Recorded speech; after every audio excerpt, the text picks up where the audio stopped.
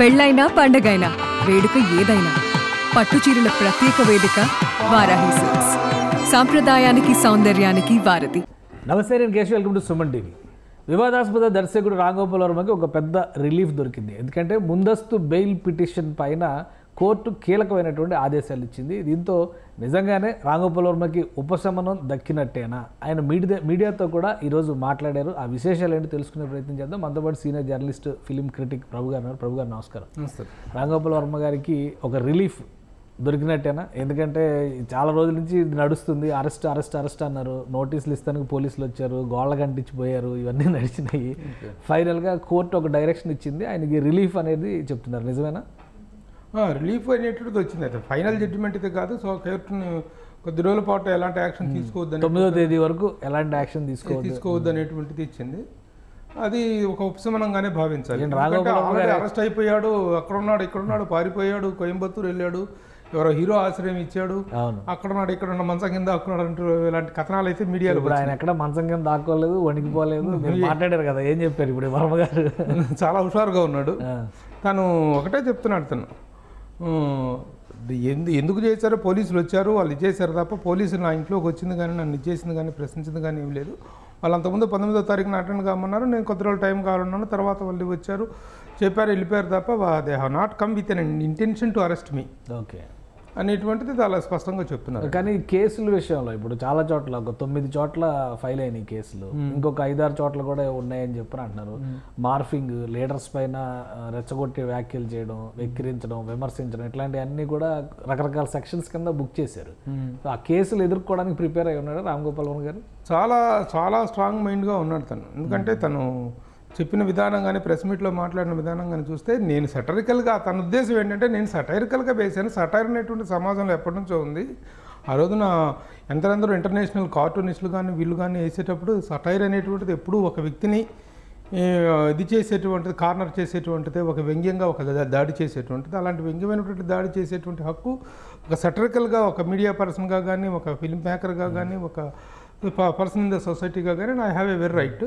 అవే చేశాను తప్ప నేను హద్దులు మీరు ఏమీ చేయలేదు, within the bounds of the law only నేను చేశాననేటువంటిది అతను చెప్తుంది. సార్, ఇదే మాట పోలీసుల ముందర హాజరై చెప్పు ఉండాల్సింది కదా, ఎందుకంటే 2 సార్లు నోటీసులు ఇచ్చారు. అది because of my work busy, నేను రాలేకపోయాను అన్నారు. ఇంటికి వచ్చిన వాళ్ళు నన్నేం ప్రశ్నించలేదు, నా ఇంట్లోకి కూడా రాలేదు, నన్నేం అడగలేదు, నేను ఢిల్లీలోనే ఉన్నాను.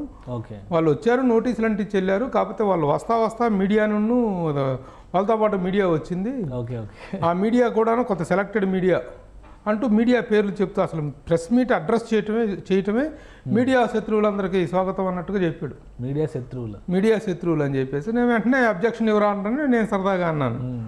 అన్న తర్వాత మీడియా అనేటువంటిది తన స్టోరీ తను అల్లుకుంది. తను ఒక సినిమా తీసింది నా మీద, నేను అది సినిమాలు తీస్తుంటాను, నా మీద మీడియా సినిమా తీసింది అంతే తప్ప అసలు నేను పారిపోవటం కానీ, అక్కడ ఉన్నానని చెప్పి అక్కడ ఇక్కడ ఉన్నాను అనేటువంటిది నిజం కాదు. ఫోన్ స్విచ్ ఆఫ్ అయిపోయింది కదా, ఫోన్ అదే ఆ ప్రశ్న కూడా. ఫోన్ స్విచ్ ఆఫ్ ఎందుకు అడుగుతుందంటే, ఫోన్ స్విచ్ ఆఫ్ ఎప్పుడైతే పోలీసులు వచ్చారో అందరూ ఫోన్లు చేసి ఏంటి అని చంపుతుంటే స్విచ్ ఆఫ్ చేసి పెట్టాను అంతే తప్ప పోలీసులకు భయపడి నేను పోలీసు వచ్చారు కాబట్టి పోలీసులు నేను ఎదురుపడిన ఉన్నట్టుగా ఆల్మోస్ట్ నేను ఢిల్లీలో ఉన్నాను, వాళ్ళు బయట ఉన్నారు.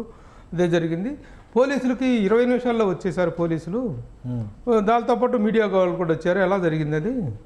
కాబట్టి పోలీసులు మీడియా లెవెల్ కలిసే వచ్చారు తప్ప మీడియాకు ముందే అన్ని ఇన్సిడెంట్స్ లో జరిగేదే కదా. పోలీసులు వెళ్ళారంటే ఆటోమేటిక్ గా పోలీస్ స్టేషన్ తో అటాచ్ అయ్యి అంటే with in no time along with the పోలీసులతో పాటు మీడియా కూడా వచ్చిందంటే చాలా సందర్భాల్లో జరుగుతుంది. దాన్ని పెద్ద క్రైమ్ గా చూసేంత అదేం లేదు. బట్ నేనేం ఎక్కడికి పారిపోలేదు, ఐఎమ్ వెరీ మచ్ అవైలబుల్ అని చెప్పాడు. అయితే తన మీద ఉన్న సాఫ్ట్ కార్నర్ ఏంటంటే, మిగతా వాళ్ళు ఈ సోషల్ మీడియాలో బూతులు మాట్లాడి చాలా దారుణమైనటువంటి లాంగ్వేజ్ మాట్లాడినటువంటి అబోరుగడ్డ అనిల్ కానీ, వర్ర రవీంద్ర కానీ, శ్రీరెడ్డి కానీ, పోసాని కృష్ణమురళి కానీ, వాళ్ళు వాడిన లాంగ్వేజ్ అయితే వాడలేదు. ఒక మేకర్గా ఉన్నటువంటి ఫ్రీడంలో ఒక సటరికల్ కామెంట్ చేసే హక్కు ఎవరికైనా ఉంటుంది, దానికి రిటార్ట్ ఇచ్చే హక్కు ఎవరి మీద ఉంది. నేను ఎలా అయితే సటైర్లు పెట్టాను, నా మీద సటైర్లు అంతకు మించి 10 పెడుతున్నారు, మరి వాటి మీద నేను కేసులు పెట్టుకోవాల్సి వస్తే ఎలా ఉంటుంది? కాబట్టి that is my view point అని చెప్పి చెప్పుకొచ్చారు. ఇప్పుడు నెక్స్ట్ నేను సరదాగా ఒక ప్రశ్న కూడా అడగడం జరిగింది.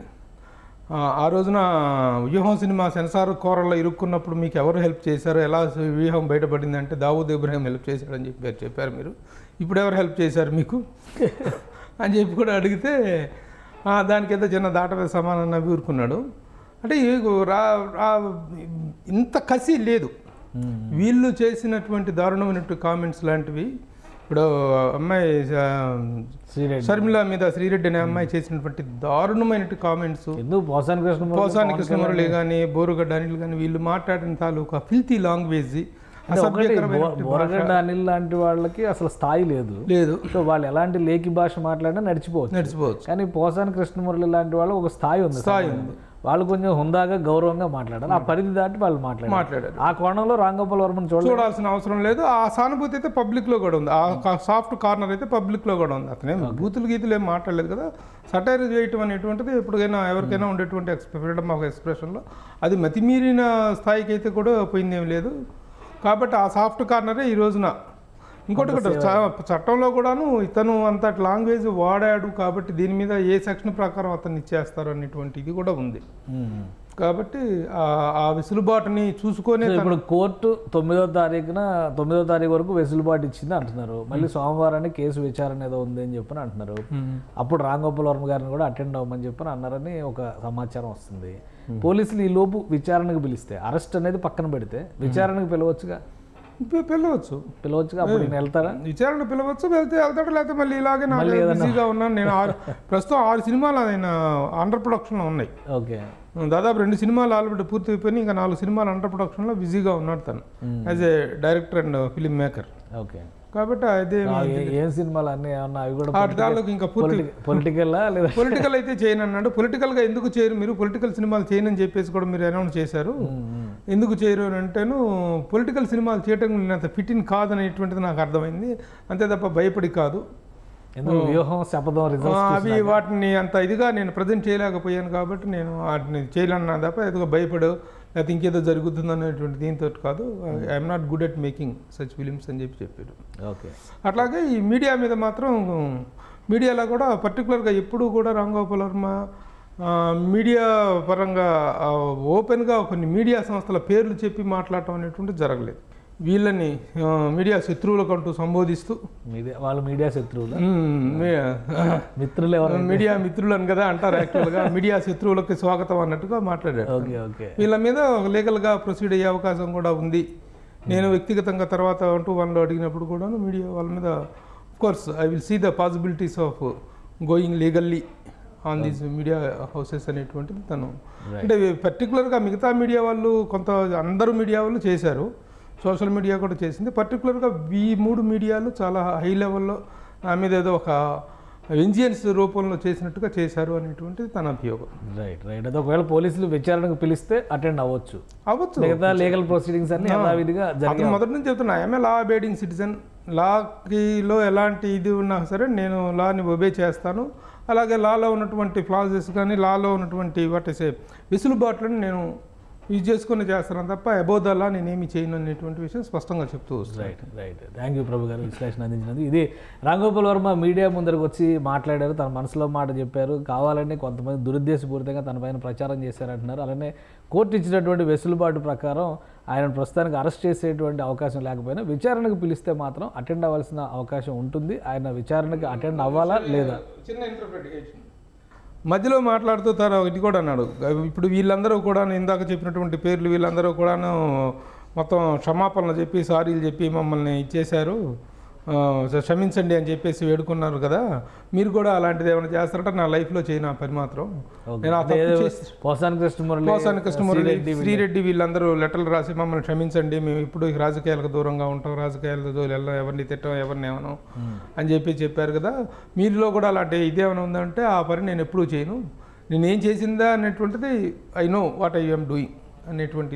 ఇంకా పొలిటికల్ సినిమాలు తీనన్నప్పుడు ఇంకా ఇష్యూ రాకపోవచ్చు, ఆ ఇష్యూ రాకపోవచ్చు. ఎందుకంటే పొలిటికల్ సినిమాల విషయంలోనే కదా, పెట్టే పోస్టుల విషయంలో అడిగారు. బట్ నేను దాని గురించి రాజకీయాల్లో నేను ఎప్పుడూ లేను, అప్పుడు లేను, ఇప్పుడు లేను, ఫిల్మ్ మేకర్గానే ఉన్నాను నేను అనేటువంటి సెన్స్లో తను సమాధానం చెప్పడం. రైట్. థ్యాంక్ యూ ప్రభు గారు విశ్లేషణ అందించినది. ఇది రాంగోపాల్ వర్మ తన మనసులో మాటలను మీడియాతో పంచుకున్నారు.